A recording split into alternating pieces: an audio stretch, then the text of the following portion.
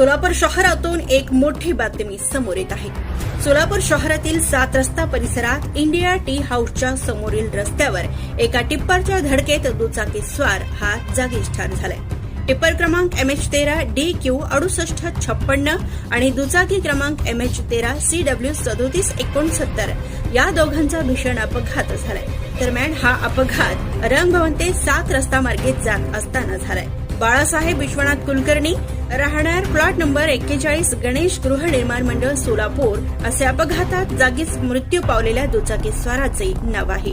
दरम्यान अपघातानंतर या ठिकाणी बघ्यांची एकच गर्दी उसळली होती।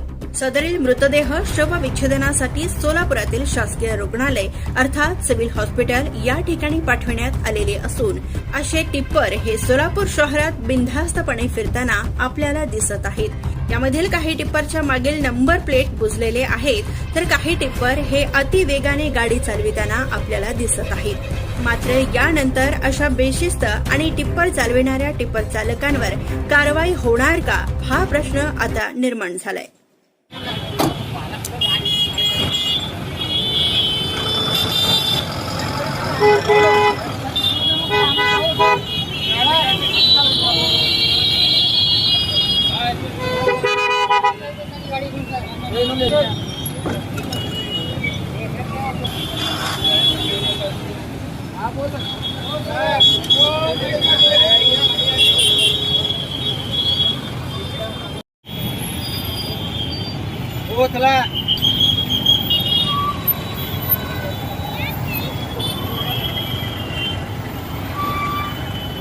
Subscribe now and press the bell icon.